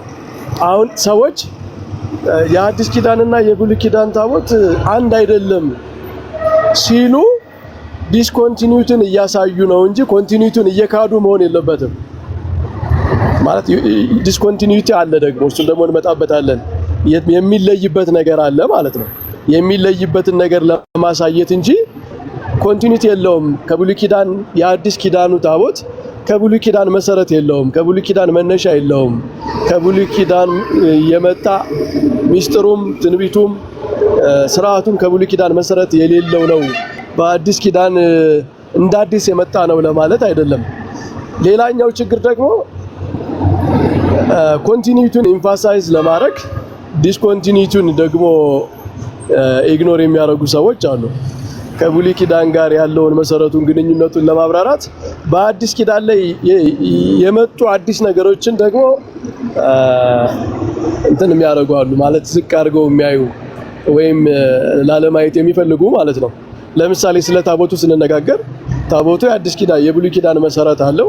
ለኛ ለኢትዮጵያውያን ብቻ አይደለም። እኛ ከብሉይ ኪዳን ጋር የተያያዘ ታሪክ ስላለ ምናምን ሳይሆን ማንኛውም የክርስቲያን ቸርች የእውነተኛ የክርስቶስ ቤተክርስቲያን ከብሉይ ኪዳን ያልተያያዘ የመቅደስ ስርዓት የላትም።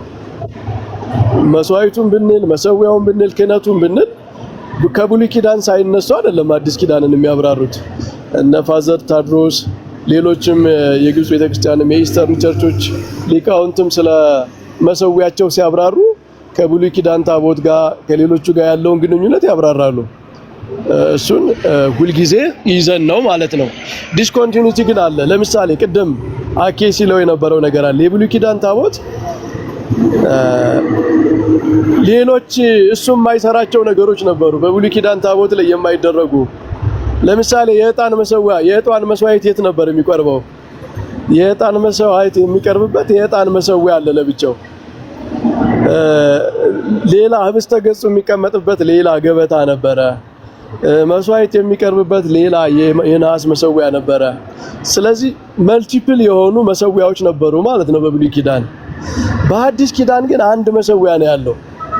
አንድ መሰዊያ ነው ያለ ማለት ምን ማለት ነው? የተቀየረ ነገር አለ ማለት ነው። ምንድነው የተቀየረው ነገር? እሱ ሁሉም መሰዊያዎች ታቦቱን ጨምሮ በአንድ ተጠቃለዋል ማለት ነው። ምክንያቱም በብሉይ ኪዳን የተለያዩ መሰዊያዎች ላይ ይደረግ የነበረው መስዋዕት ሁሉ የክርስቶስ ምሳሌ ስለነበረ በቃ የክርስቶስ ስጋና ደም መሰዊያው ላይ ሲቀመጥ በብሉይ ኪዳን የነበሩ ታቦቱም የሌሎችም መሰዊያዎች ምስጢር በአንዴ ይፈጸማል ማለት ነው። ስለዚህ ይጠቀልላቸዋል ነው። የአዲስ ኪዳን መሰዊያ ከብሉይ ኪዳን ታቦቱን ጨምሮ ሁሉንም መሰዊያዎች ብንቆጥራቸው ከሁሉም በላይ ነው።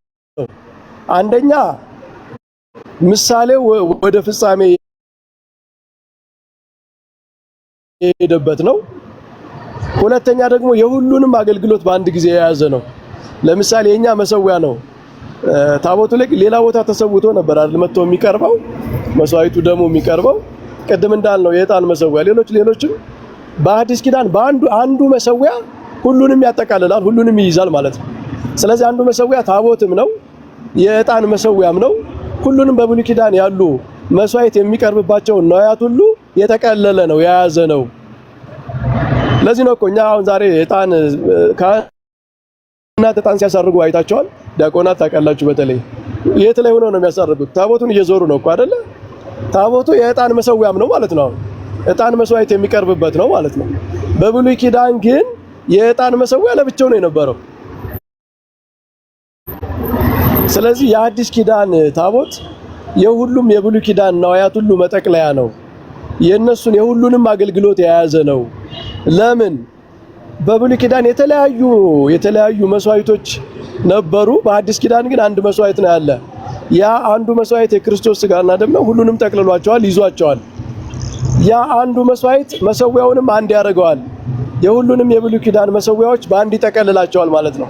ስለዚህ ሚስጥሩ የት ጋር ነው ያለ? የክርስቶስ ሥጋና ደም ጋር ነው ያለ። የክርስቶስ ሥጋና ደም አንድ ስለሆነ በብሉይ ኪዳን የነበሩ መስዋዕቶች ሁሉ የሚጠቀለሉበት ስለሆነ መጠቅለያቸው ስለሆነ በብሉይ ኪዳን የነበሩ መሰዊያዎች ታቦቱን ጨምሮ በአጠቃላይ ሁሉም ፍጻሜያቸውን የሚያገኙት በአዲስ ኪዳን መሰዊያ ነው። ስለዚህ አዲስ ኪዳን መሰዊያችን ታቦትም ነው፣ መሰዊያም ነው፣ የዕጣን መሰዊያም ነው። ሁሉንም በብሉይ ኪዳን መስዋዕት ይቀርብባቸው የነበሩትን ሁሉ የሚያጠቃልል ነው። ስለዚህ ነው ብዙ ስሞች አሉት ማለት ነው።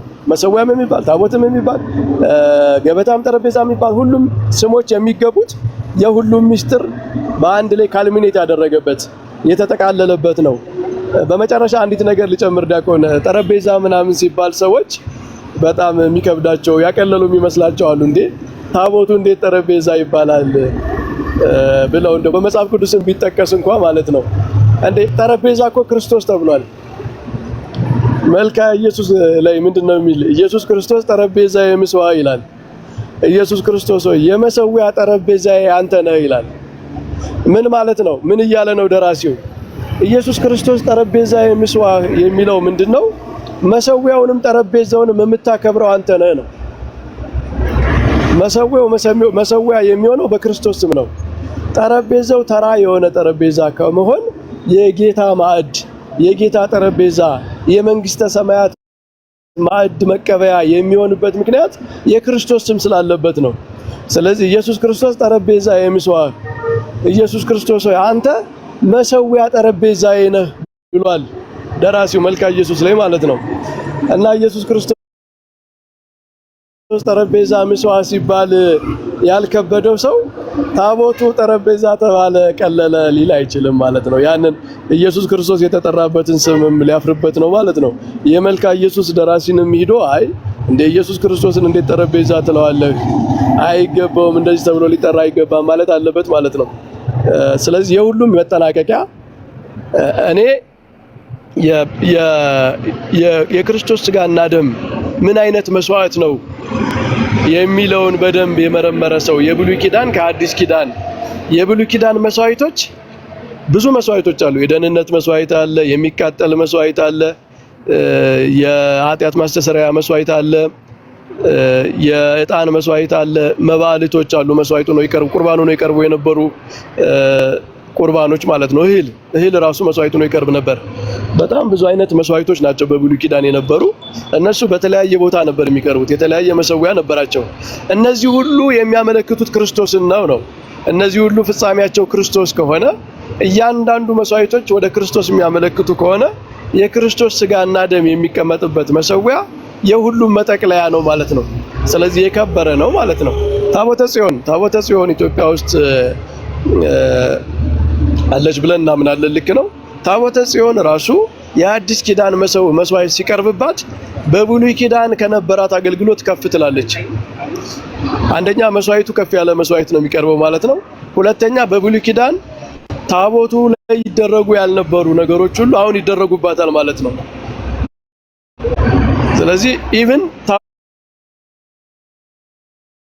ታቦተ ጽዮን ራሷ በብሉይ ኪዳን የነበረችው ታቦት የአዲስ ኪዳን መስዋዕት ስርዓት ሲፈጸምባት ሌላ ሊብል አገልግሎት ነው የሚፈጸምባት።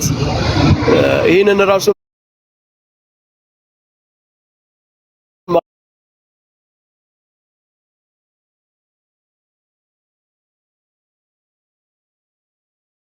መሰዊያ አለ፣ የብሉይ ኪዳን መሰዊያ አለ እና ታቦት ደግሞ ምንድነው? በደሙ የሚረጨ ቅድም አኬ በደንብ አብራርቶላችኋል ብዬ አስባለሁ። አዘይ ልክ መስዋዕቱ ከተሰዋ በኋላ ደም ምን የሚሆንበት ነው? የሚረጭበት። እግዚአብሔር ደግሞ መስዋዕቱን የሚቀበልበት ነው ታቦት የምንለው በብሉይ ኪዳን። እንግዲህ አሰራሩም አንድ አይደለም፣ የክሩቤልም የሚሰራበት አይደለም። በአዲስ ኪዳን ላይ ማለት በፍጹም አንድ አይደለም። አንድ ብለን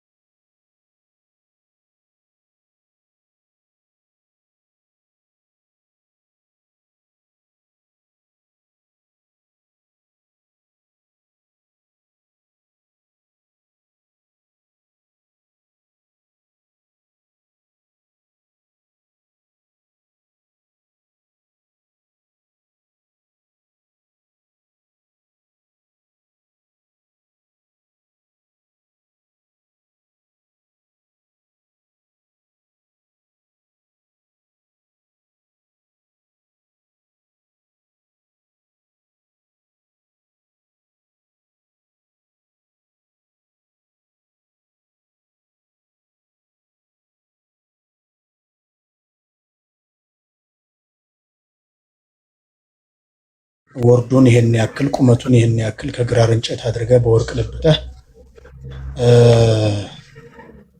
በስሬት መክደኛው ላይ ሆኜ እኔ አናግርሃለሁ።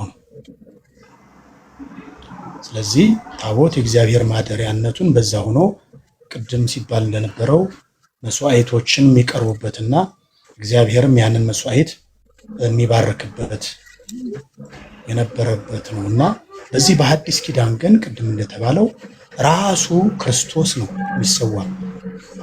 ራሱ በጉ የዓለም ሁሉ መድኃኒት የሆነው ራሱ ስለሆነ ቅድም ወንድሜም እንዳስተማረው በረከትም እንዳለው ራሱ ነው። እንግዲህ ካህኑም እዛ ላይ ሆኖ እንግዲህ በፊት ሲደረጉ የነበረበት በኦሪት ጊዜ የነበረው እዛ ማደሪያ ላይ ታቦት ላይ አድሮም ሲባርክ የነበረው ራሱ ግን አሁን መስዋዕት ሆኖ ቀርቦ ስለሆነ ታቦት ቅድም እንደተባለው የቅርጹ የይዘቱ ልዩነት ስላለው እግዚአብሔር አያድርበትም አይነት አመለካከት ትንሽ ሚስጥሩን ለማይረዱ ምዕመናን ብዥታን የሚፈጥር ነገር እንዳይመስል የሚሰዋበት እዛ ማደሪያ ሆኖ የሚሰዉ መስዋዕቶችን ሁሉ የሚቀድስበት የሚባርክበት ነው የነበረው በኦሪቱ።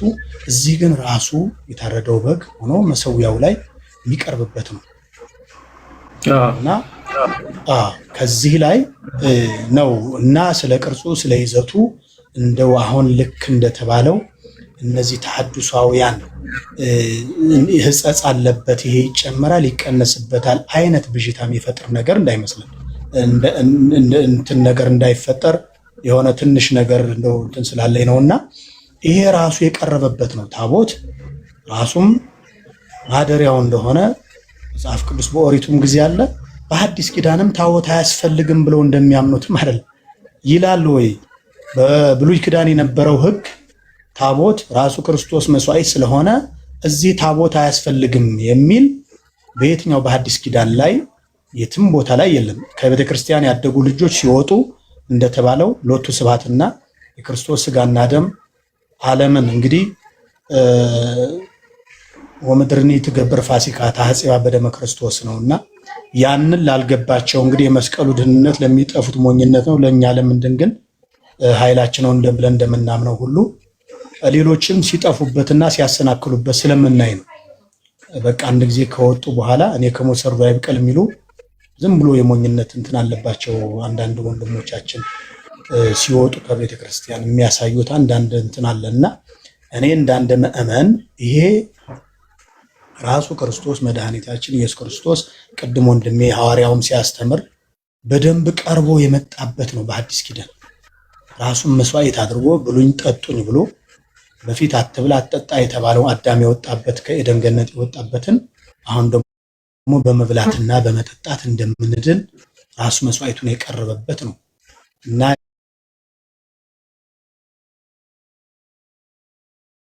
የይዘቱ ቅድም ወንድሜ በረከት እንዳለው ሁሉንም ጠቅልሎ የያዘ ነው። የተለያየ አይነት መስዋዕት በኦሪት ጊዜ ሲቀርብ በነበረው ራሱ ሆኖ ያን መስዋዕት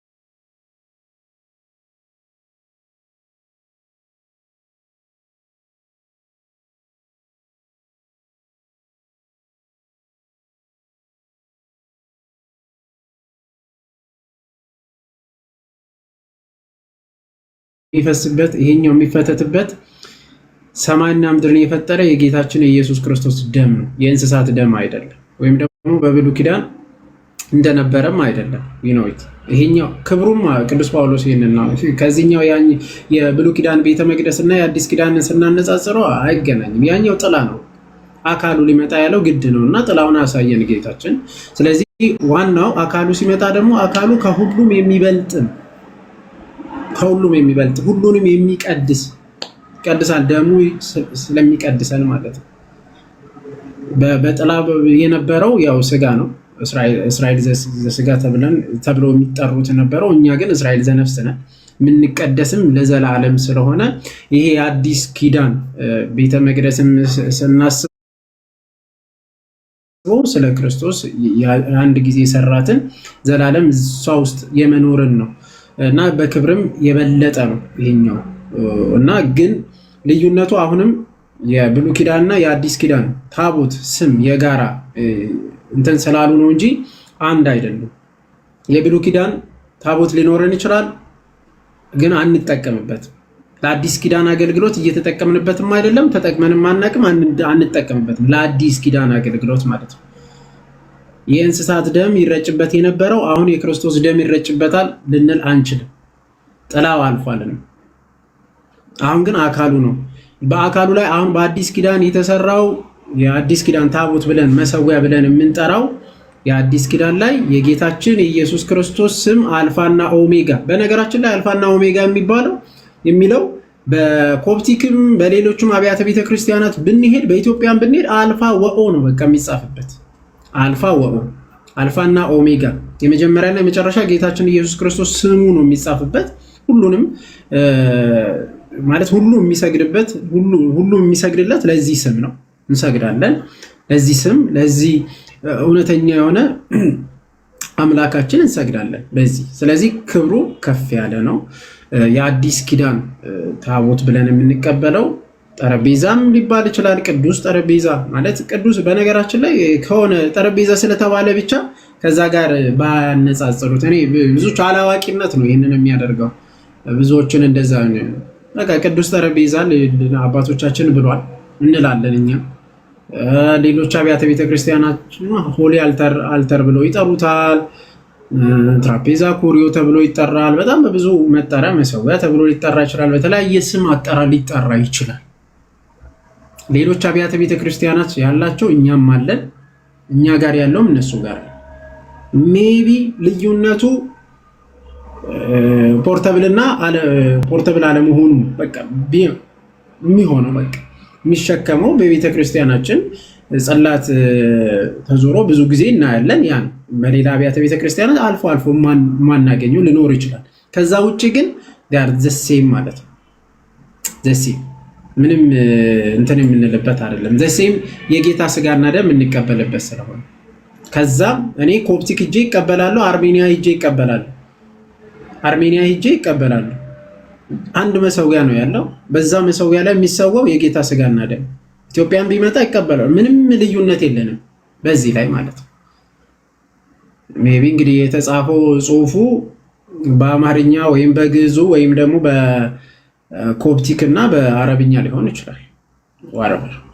ባይ ዘ ዌይ እንትን ፋምና ምስቴክን ሌላ ቦታ መቀበሉ ራሱ እንደ ስህተት አድርጎ አስተምሯል ልበል እንደዛ ነገር እንደ ማለት እንደሌላቸው እና አይ ኖ ቅዱስ ቁርባን መቀበል ሌላ ቦታ ካልተሳሳት እንትን ብሏል መሰለኝ። እንደዚህ አይነት ነገር እንደ ምንድን ነበር ላይክ ዩር ቺቲንግ ነገር እንደዚህ አይነት ነገር ያስቀመጠው ነገር ነበረ መሰለኝ ካልተሳሳትኩና አሁን እነዚህ ነገሮች ነአምን ባህቲ ቅድስት ቤተክርስቲያን ባይ ዘ ዌይ ዶግማ ነው እና አዎ የራሳችንን ስርዓት እንጠብቅ። አዎ እኛ ኢትዮጵያውያን እስከሆነን ድረስ የኢትዮጵያን ሲኖዶስ ነው አለን። አዎ በእኛ ቤተክርስቲያን ነው መሄድ ያለብን። ግን ሌላ ቦታ ሄዶ ቅዱስ ቁርባን መቀበል like you're cheating on your church አይነት ነገር ብሎ አቀባበሉ totally wrong like ለዚህ አይነት ቦታ እንትን ማለት የለብንም እና